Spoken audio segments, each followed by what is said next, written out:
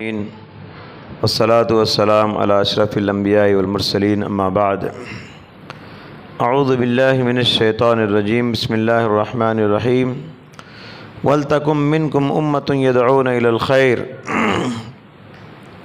وَيَأْمُرُونَ بِالْمَعْرُوفِ وَيَنْهَوْنَ عَنِ الْمُنْكَرِ أُولَئِكَ هُمُ الْمُفْلِحُونَ۔ سورہ آل عمران کی ایک آیت کریمہ آپ کے روبرو تلاوت کی گئی۔ اللہ تعالیٰ کا فرمان ہے، تم میں سے ایک ایسی جماعت ہونی چاہیے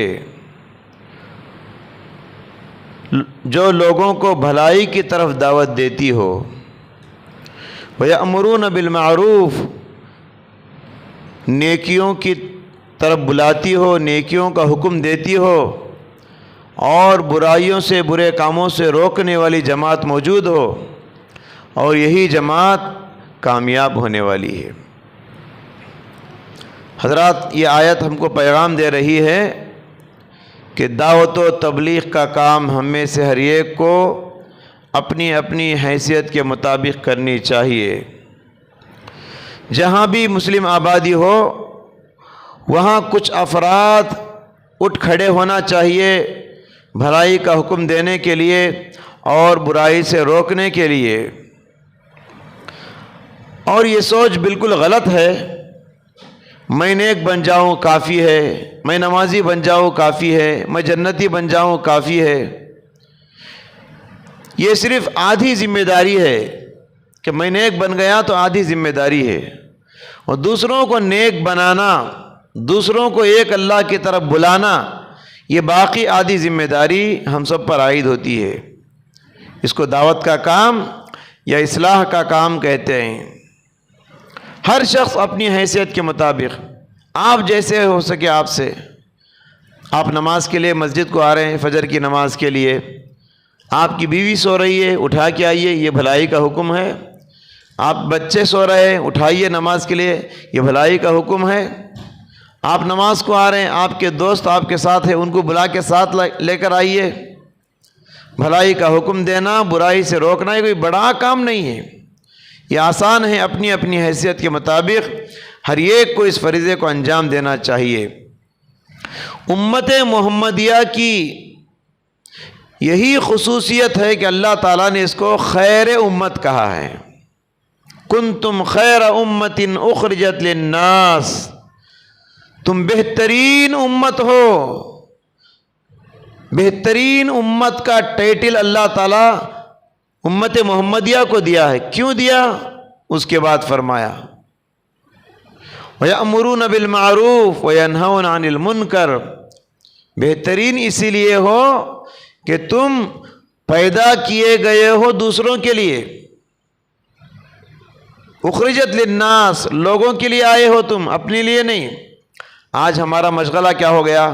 میں، میری بیوی، میرے بچے، بس، اور کسی کی فکر نہیں، اور کسی کا خیال نہیں کرتے۔ اپنے لیے جینا بھی کوئی جینا ہے کیا؟ دوسروں کے لیے جینا ہی اصل زندگی ہے۔ اللہ تعالیٰ نے کہا اخرجت للناس، تم پیدا کیے گئے ہو دوسروں کی بہبودی کے لیے، دوسروں کی بھلائی کے لیے۔ شاعر نے کہا بار دنیا میں رہو، غم زدہ یا شاد رہو، ایسا کچھ کر کے چلو یہاں کے بہت یاد رہو۔ کچھ ایسے کام کرو، ایسے بھلائی کے کام کرو، دنیا آپ کو آپ کے نام سے نہیں، آپ کے کام سے یاد رکھے۔ فلاں آدمی اچھے کام کرنے والا تھا، فلاں آدمی اچھے اوصاف والا تھا، تو ہم کو ہمارے گزر جانے کے بعد اچھے نام سے لوگ یاد کرے۔ سورہ حج میں اللہ تعالیٰ نے فرمایا الذین ان مکناہم فی الارض اقاموا الصلاۃ وآتوا الزکاۃ وامروا بالمعروف ونہوا عن المنکر۔ اللہ تعالیٰ جن لوگوں کو دنیا میں حکومت عطا کرتا ہے وہ کون لوگ ہوتے ہیں؟ زمین میں اللہ کس کو حکومت اور اختیار دیتا ہے؟ کہا 4 صفات ان کے اندر ہوتی ہیں۔ پہلی صفت وہ نماز ادا کرتے ہیں، دوسری صفت وہ زکوٰۃ ادا کرتے ہیں، تیسری صفت وہ بھلائی کا حکم دیتے ہیں، اور چوتھی صفت وہ برائی سے روکنے والے ہوتے ہیں۔ اللہ تعالیٰ ہر ایک کو حکومت دنیا میں نہیں دیتا تھا، تو یہ 4 صفات جن کے اندر ہوتی ہیں، حکومت کے ذمہ داروں کی ذمہ داری بتائی گئی ہے اس آیت میں کہ وہ لوگوں کو بھلائی کا حکم دینے اور برائی سے روکنے کے لیے کوئی شعبہ بنائے، جس کو شعبہ دعوت کہا جاتا ہے۔ سعودی عرب میں یہ شعبہ موجود ہے، دنیا میں کسی ملک میں شعبہ نہیں ہے۔ ہیئۃ الامر بالمعروف والنہی عن المنکر، شعبہ دعوت اس کو کہا جاتا ہے۔ وہاں کی شرعی پولیس الگ ہوتی ہے جو لوگوں کو نماز کے وقت میں نماز کی طرف لے جاتی ہے، نماز کے لیے جگاتی ہے۔ تو برائی کو دیکھ کر اصلاح کی تڑپ میرے اور آپ کے اندر ہونا چاہیے۔ کسی برے انسان کو دیکھیں، شرابی کو دیکھیں، اس کو شراب سے روکنے کی فکر ہمارے اندر ہو۔ کسی بدعتی کو دیکھیں، اس کو بدعت سے روکنے کی فکر اور تڑپ ہمارے اندر ہو۔ کسی مشرک کو دیکھیں، اس کو شرک سے روکنے کی تڑپ ہمارے اندر ہو۔ کسی گنہگار کو دیکھیں، اس گنہگار کو گناہ سے روکنے کی تڑپ رکھنے والے موجود ہونا چاہیے۔ اگر برائی کو دیکھ کر برائی سے روکنے والے ختم ہو جائیں، اصلاح کرنے والے ختم ہو جائے، تو ایسی بستی پر اللہ کا عذاب آ جائے گا، کیونکہ وہاں اصلاح کرنے والے موجود نہیں ہیں۔ جس بستی میں برائی کو دیکھ کر برائی سے روکنے کی تڑپ رکھنے والے، اصلاح کرنے والے مصلحین موجود ہو، اس بستی پر اللہ کا عذاب نہیں آئے گا۔ اللہ تعالیٰ نے فرمایا وَمَا كَانَ رَبُّكَ لِيُهْلِكَ الْقُرَىٰ بِظُلْمٍ وَأَهْلُهَا مُصْلِحُونَ۔ جس بستی میں اصلاح کرنے والے لوگوں کو برائی سے روکنے کی تڑپ رکھنے والے موجود ہوں، وہاں اللہ کا عذاب نہیں آئے گا، اس بستی والوں کو اللہ عذاب سے دوچار نہیں کرے گا۔ ہم لوگوں کو وہ آدمی بہت برا لگتا ہے جو اصلاح کرتا ہے، ہم لوگوں کو وہ آدمی برا لگتا ہے جو ہم کو نماز کی طرف بلاتا ہے، ہم لوگوں کو وہ آدمی برا لگتا ہے جو اصلاح کرتا ہے، حالانکہ وہ آدمی ہمارے لیے رحمت ہے۔ جو بھلائی کا حکم دیتا ہے، برائی سے روکتا ہے، وہ آدمی ہمارے لیے رحمت ہے۔ کیوں؟ اس طرح کے لوگ موجود ہونے کی وجہ سے اللہ کا عذاب نہیں آ رہا ہے، ورنہ ہمارا شہر کبھی کا برباد ہو چکا ہوتا، ورنہ ہماری بستی پر اللہ کا عذاب کبھی کا آ چکا ہوتا، بہت پہلے آ چکا ہوتا۔ ہماری بستی پر عذاب نہیں آ رہا ہے اتنے گنہگار ہونے کے باوجود۔ کیوں؟ اس لیے کہ یہاں کچھ لوگ تڑپ لے کے پھرتے ہیں، اپنے سینے کی، دل کی دھڑکنوں میں، ہر دھڑکن میں تڑپ ہے، دھڑکنے والے دل کی ہر دھڑکن میں تڑپ ہے کہ لوگوں کو میں کیسے جنتی بناؤں، لوگوں کو کیسے میں جہنم سے بچاؤں۔ اس طرح کی فکر ہمارے اندر ہونا چاہیے۔ اگر اصلاح کی فکر نہ ہو تو ایسے لوگوں پر اللہ کا عذاب آ جائے گا۔ حضرت زینب بنت جہش رضی اللہ تعالیٰ عنہ پیارے نبی صلی اللہ علیہ وسلم کی ایک بیوی ہے، زینب بنت جہش۔ وہ فرماتی ہیں کہ پیارے نبی صلی اللہ علیہ وسلم میرے پاس سوئے ہوئے تھے، اچانک ہڑبڑا کے اٹھ گئے نیند سے گھبرا کے اللہ کے نبی اٹھ گئے اور کہنے لگے ویل للعرب قد اقترب، ویل للعرب من شر قد اقترب، کہنے لگے عرب کی بربادی ہو گئی، یہ ایک ہلاکت عرب سے قریب ہو گئی، عرب والوں پر ایک ہلاکت آنے والی ہے، بہت قریب آ چکی ہے۔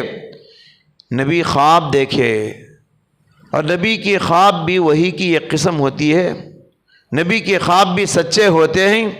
تو خواب میں اللہ کے نبی نے دیکھا کہ یہ برائی عرب کے لوگوں کے قریب آ چکی ہے۔ اللہ کے نبی ڈر گئے اور ہڑبڑا کے نیند سے جاگ گئے، پھر کہنے لگے آج یاجوج اور ماجوج کی دیوار میں سوراخ بڑا ہو چکا ہے۔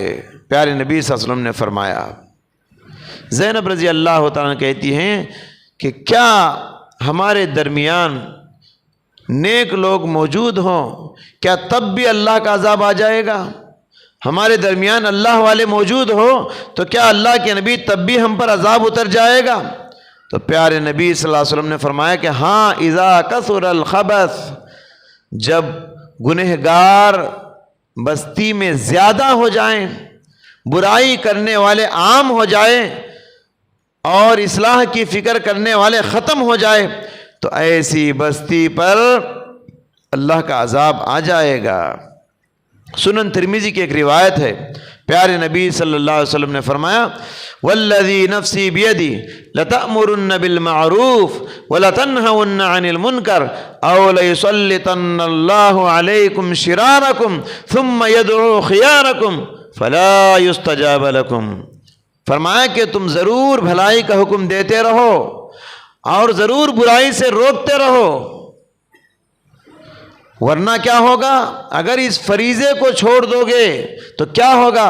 او لیسلطن اللہ علیکم شرارکم، شریر لوگوں کو اللہ تعالیٰ، ظالم بادشاہوں کو تم پر مقرر کر دے گا۔ ثم یدعو خیارکم، تمہارے نیک لوگ رو رو کر دعائیں کریں گے، فلا یستجاب لکم، تمہاری دعائیں شرف قبولیت سے نہیں نوازی جائیں گی۔ کتنوں بھی دعا کرو تمہاری دعا قبول نہیں کی جائے گی، تم پر شریروں کو اللہ مقرر کر دے گا۔ کیوں؟ اس لیے کہ تم نے اپنے فریضے کو بھلا دیا۔ کون سا فریضہ؟ دعوت کا فریضہ، اصلاح کا فریضہ، بھلائی کا حکم دینا، برائی سے روکنا، اس فریضے کو تم نے چھوڑ دیا۔ آج ملکی سطح پر دیکھیے ہماری حالت کیا ہو گئی ہے۔ ہمارا دشمن ہم پر ہنس رہا ہے، ہمارا دشمن ہم پر ہنس رہا ہے۔ کیوں؟ اس لیے کہ ہمارا رب ہماری مدد نہیں کر رہا ہے۔ ہمارا رب ہماری مدد کیوں نہیں کر رہا ہے؟ کیونکہ ہم نے اصلاح کی فکر کرنا چھوڑ دیا، لوگوں کو بھلائی کا حکم دینا اور برائی سے روکنا چھوڑ دیا۔ اس لیے اللہ تعالیٰ ہماری مدد نہیں کر رہا ہے۔ اس کی سزا کے طور پر اللہ تعالیٰ نے ظالم بادشاہوں کو مسلمانوں پر مسلط کر دیا ہے۔ یہ پیارے نبی صلی اللہ علیہ وسلم نے فرمایا۔ حضرات اس لیے دیکھیے برائی کو ہم دیکھتے ہیں تو دیکھ کر خاموشی سے نہیں گزر جانا ہے، جتنا ہو سکے روکنے کی کوشش کرنا۔ 3 درجے اللہ کے نبی صلی اللہ علیہ وسلم نے بتائے۔ من رآ منکم منکرا فلیغیرہ بیدی، پہلا درجہ اور عظیمت والا درجہ۔ کہا جو کوئی تم میں سے کسی کو برا کام کرتے ہوئے، برائی کرتے ہوئے دیکھے، جا کے اس کا ہاتھ پکڑ لو، بولو یہ کام تم نہیں کر سکتے، یہ گناہ کا کام ہے، یہ غلط کام تم کر رہے ہو، ظلم تم کر رہے ہو، ہاتھ پکڑ لو، جا کے برائی سے روکو اس کو۔ یہ پہلا درجہ اور عظیمت والا درجہ۔ فَإِن لَّمْ تَسْتَطِعْ، اگر تم یہ کام نہیں کر سکتے تو دوسرا درجہ یہ ہے فَبِلِسَانِهِ، زبان سے بولو۔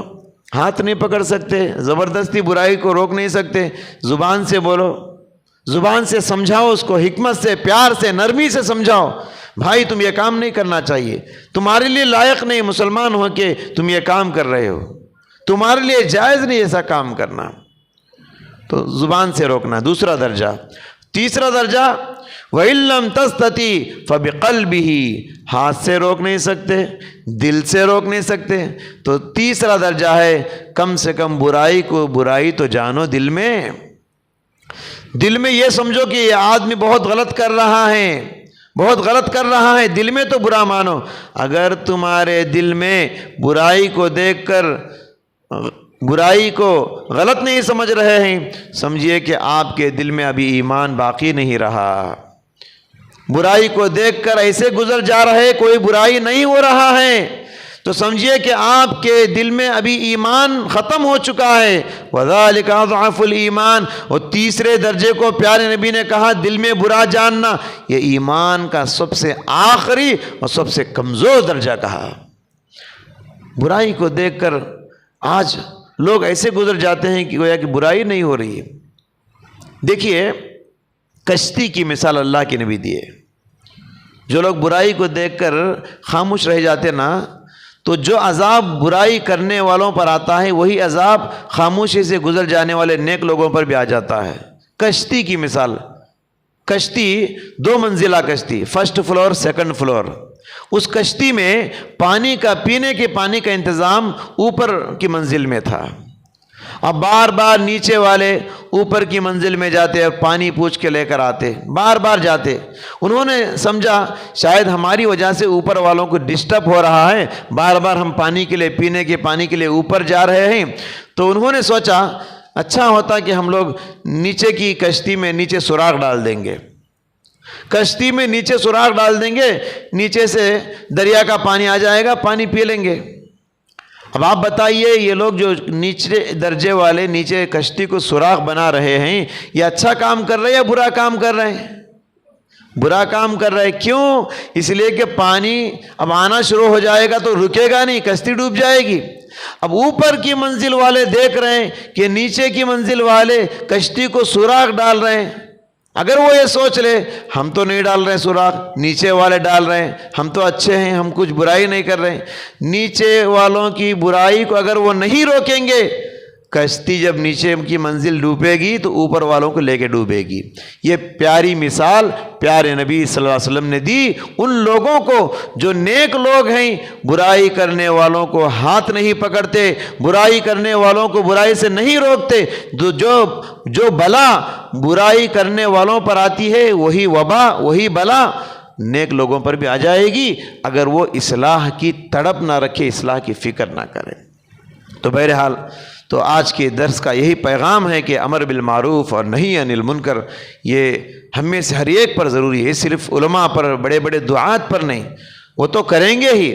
آپ اپنی اپنی حیثیت کے مطابق اپنے گھر والوں کی اصلاح پہلے کیجئے، اپنے فرینڈ سرکل میں کیجئے، جہاں جتنا ہو سکتا ہے آپ سے کوشش کیجئے۔ آپ نہیں کر سکتے، کسی اصلاح کرنے والے مولوی صاحب کو ساتھ لے کر جائیے، اپنے خاندان میں، اپنے گھرانوں میں لے کر جائیے، مولوی صاحب ہمارے خاندان میں فلاں رشتہ دار شرک کرتے ہیں، درگاہ کو جاتے ہیں، ذرا آپ سمجھائیے، میں بول نہیں سکتا ان کو۔ یہ بھی ایک فکر ہے آپ کی، تو کسی نہ کسی طریقے سے آپ راہ نکالیے لوگوں کو سدھارنے کی، اصلاح کرنے کی۔